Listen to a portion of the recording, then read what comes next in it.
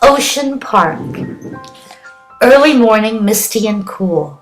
Litter-free sidewalks turn to green, and green returns to dusty paths and brown.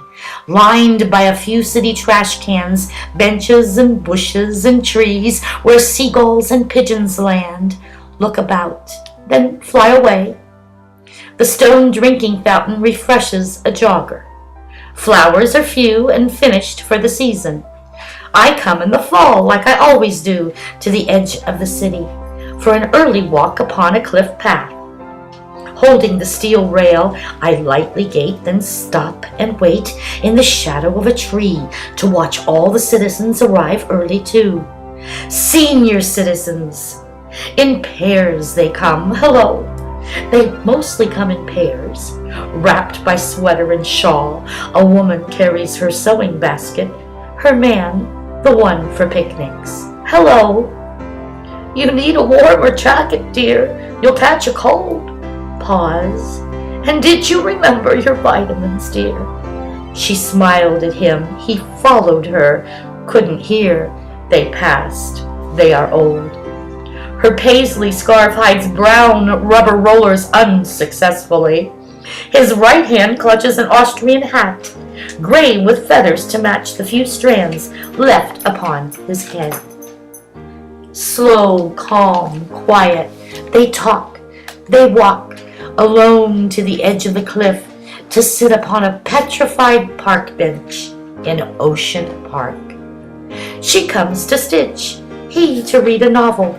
They both sit solid like a venerable myth, gods and goddesses high and certain under dignified oak, but not quite hidden from diurnal sun they remain until their day is done. I watch her untangle spools of old thread. She also brings new string, unweaving and weaving like Ariadne, but fumbling with the color in the skein. She crochets an old theme around a plain white handkerchief, makes it brand new, then embroiders a rose, 1, 2, 1, 2, into cloth like a fantasy. He sits indifferent while her right unsteady hand pulls a needle to poke the hole again, creating another gift for themselves or posterity. Then new old faces join the old. In pairs they come. Hello. They mostly come in pairs, but alone. One is distorted, anchored to a cane. Another slumbers, walks like somnambulous, mumbling childishly, but still and sustained. Still another, limp sprightly, whistles a tune. Put your little foot, tips his cap, passes me. I laugh.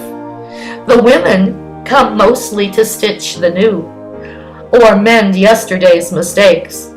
Men seem content to sit, to watch the sea a mile below, or merely to know it's there to pacify them while they sit overlooking the shore like comrades in the shade who parade their unpaid, self-employed, or unestablished old welfare patients undermined, they say, or wealthy men too early resigned, all lined with lines, crevices deep and filled with stories I can vaguely overhear, except to notice the similarity in eroding cracks along the cliffs.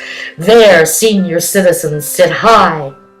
I left them for a while during lunchtime when she recessed from Rose to ask him for a banana. I feel I need potassium, dear. Bananas are good for potassium, and so are apples, they say. Don't you want to eat now, dear? He answers her, not really, then lays down his pipe. And her hair is down, silver curls, short and fine, shine in the sun between the shade like silk. When I return again, they nod hello to me and the human street cleaner, roaming about, aloof and almost aimlessly directed to clean up the clean and the dirty. He removes obstacles from the path.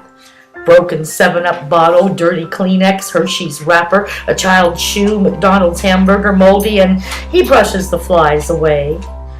Street light blinks green and walk, I do. And before the red, the stop to silence and talk, Watch and listen.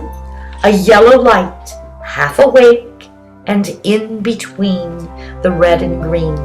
For a moment I stand there. A quick final glance, a little meditation. That's all. Ends the scene.